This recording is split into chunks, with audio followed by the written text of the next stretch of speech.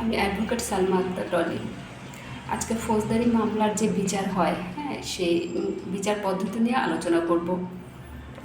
তো একটি মামলার তদন্ত রিপোর্ট যখন দাখিল হয়, একটা মামলা যখন হয়, সেই মামলা তো তদন্ত হয়। এই তদন্ত করার পর পুলিশ কী করেন? পুলিশ আপনার তদন্ত রিপোর্ট দাখিল করেন। এই তদন্ত রিপোর্ট দাখিল করার পর ম্যাজিস্ট্রেট কী করেন? একটি চার্জ শুনানির জন্য দিন ধার্য করেন। এই চার্জ শুনানির দিন কী হয়? যদি অভিযুক্তকারী ম্যাজিস্ট্রেট মনে করেন যে না, তিনি অভিযুক্ত না, তাহলে তাকে কী করে দেন? তাকে অব্যাহতি করে দেন। আর যদি মনে করেন যে না, এই রিপোর্ট অনুযায়ী তিনি অপরাধ করেছেন, তাহলে কি হয়? তার বিরুদ্ধে আপনার চার্জ গঠন হয়। এই চার্জ গঠনের মাধ্যমে কী হলো? আপনার ফৌজদারি বিচার কার্যটা শুরু হলো। এখন এই ফৌজদারি বিচার কার্য কারা করেন বা কীভাবে হয়? এটা হচ্ছে যে আপনার ম্যাজিস্ট্রেট আদালত করেন 241 ধারা থেকে 250 ধারার মধ্যে।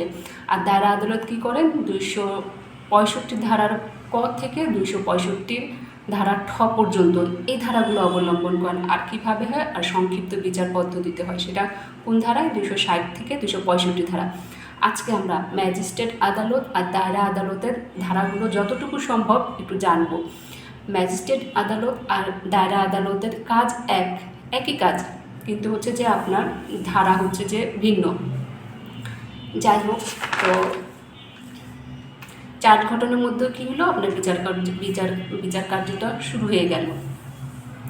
এখন আসামি যখন চার্জের জন্য যখন দিন আপনার নির্ধারণ হলো, একটা ডেট ফিক্সড হলো যে এই দিনে আপনার চার্জ গঠন করা হবে। এখন আসামির অব্যাহতি 241 ক ধারায় অনুযায়ী ম্যাজিস্ট্রেট আদালত আর 265 গ ধারায় হচ্ছে যে আপনার দায়রা আদালত। যখন চার শুনানির দিন দেখা গেল যে এই চার শুনানির দিনে যদি দেখা যায় যে এই আসামি অপরাধ করেনি, তার এই অভিযোগের সাথে কোনো সত্যতা নাই, তাহলে কি হবে? ম্যাজিস্ট্রেট আদালত 241 ক ধারা অনুযায়ী তাকে অব্যাহতি দিয়ে দেবেন।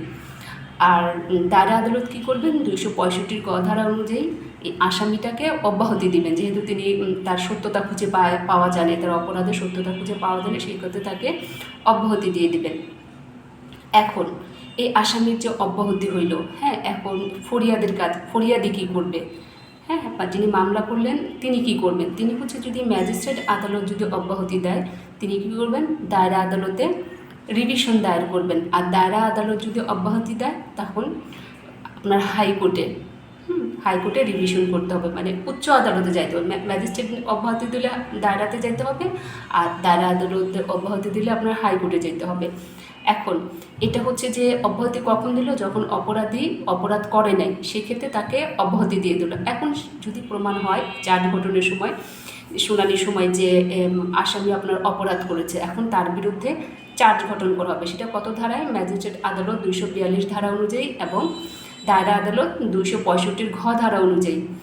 অপরাধী অপরাধ করেছে, যদি এটা প্রমাণিত হয়, তাহলে তার বিরুদ্ধে আপনার চার্জ গঠন করবেন। এখন এই চার্জ গঠনের মাধ্যমেই তার বিচার কার্যটা শুরু হয়ে গেল। এখন অভিযোগের সত্যতা যদি আপনার আসামি স্বীকার করে, অভিযোগের সত্যতা যদি স্বীকার করে, সেটা কত ধারায়? 243 ধারায় হচ্ছে যে আপনার ম্যাজিস্ট্রেটের কাছে, আর 265 ধারায় যদি দায়রা জজের কাছে, যদি অভিযুক্তকারী যে আসামি, তিনি যদি দোষ স্বীকার করে, তাহলে কী হবে? তাকে দণ্ড দেওয়া হবে। এখন তার দোষ স্বীকারে যে তাকে দণ্ড দেওয়া হলো, এই দণ্ডের বিরুদ্ধে তিনি কী করতে পারেন?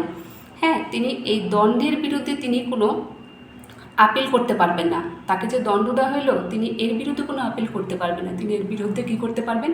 তিনি এর বিরুদ্ধে আপনি রিভিশন করতে পারবেন। কিন্তু তিনি কখন আপিল করতে পারবেন? তিনি আপিল করতে পারবেন দণ্ডের পরিমাণ সম্পর্কে, যে তার দণ্ড বেশি হয়ে গেল, এই সম্পর্কে তিনি আপনার আপিল করতে পারবেন, কিন্তু দণ্ড সম্পর্কে তিনি আপিল করতে পারবেন না। এখন এটা তো হচ্ছে যে দোষ স্বীকারে তার দণ্ডের ক্ষেত্রে আপিল হইল বা যাই হইল, তার শাস্তি হইল। এখন অভিযোগ যদি স্বীকার না করে, যদি অভিযুক্তকারী অভিযোগ স্বীকার না করে, তখনকার কি পদ্ধতি? তখনকার পদ্ধতি হচ্ছে যে ম্যাজিস্ট্রেট আদালতের আপনার 244 ধারা অনুযায়ী আর দায়রা আদালতে 265 ধারা অনুযায়ী আসামি যদি তার অপরাধ স্বীকার না করে, সেক্ষেত্রে কী হবে, দুই পক্ষের সাক্ষী গ্রহণ করবেন, দুই পক্ষের কথাবার্তা শুনানি করবেন, হ্যাঁ, তার আত্মপক্ষ সমর্থনের সমস্ত সাক্ষ্য প্রমাণ তিনি শুনবেন। শোনার পরে এগুলো তিনি লিপিবদ্ধ করবেন। এখন এই যে তিনি উনি স্বীকার করলেন, উনি সব কিছু শুনলেন, শোনার পরে উনি কী ডিসিশন নেবেন, হয় খালাস দিবেন, না হলে কী করবেন, তাকে শাস্তি দেবেন। সেটা কত ধারা অনুযায়ী, ম্যাজিস্ট্রেট আদালত 265 ধারা অনুযায়ী, আর দায়রা আদালত 265(6) ধারা অনুযায়ী। মানে ম্যাজিস্ট্রেট আদালত 245 ধারায় আর দায়রা আদালত 265(6) ধারায়। হ্যাঁ, যদি তিনি দোষ স্বীকার না করেন, সেই ক্ষেত্রে আসামি যদি নির্দোষ মনে করেন তাহলে তিনি তাকে খালাস দিয়ে দেবেন। হ্যাঁ, সে যদি নির্দোষ হয় তাহলে ম্যাজিস্ট্রেট দায়রা উভয় আদালত কী করবে, তাকে খালাস করে দিবেন। আর যদি অপরাধী প্রমাণিত হয়, হ্যাঁ, সেই ক্ষেত্রে কী করবেন, তাকে দণ্ড দিবেন এবং এই দণ্ডটা লিপিবদ্ধ করবেন। এখন ফরিয়াদির অনুপস্থিতিতে, ওইটা হচ্ছে যে আপনার দণ্ড খালাস কখন দিলেন, ফরিয়াদের উপস্থিতিতে।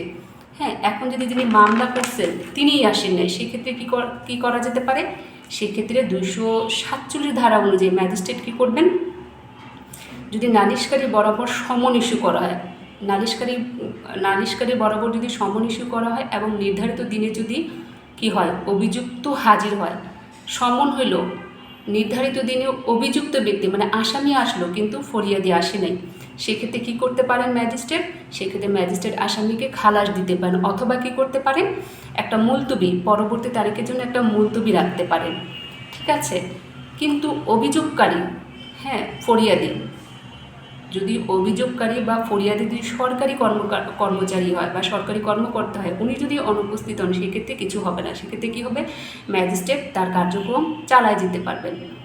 ঠিক আছে, আর যদি সাধারণ পাবলিক হয়, মানে অভিযোগকারী হয়, মানে সরকারি কর্মকর্তা ছাড়া, তাহলে কি হবে, ওইটা আপনার খালাস হইতে পারে বা একটা মুলতবির ডেট ফিক্সড করতে পারেন। এখন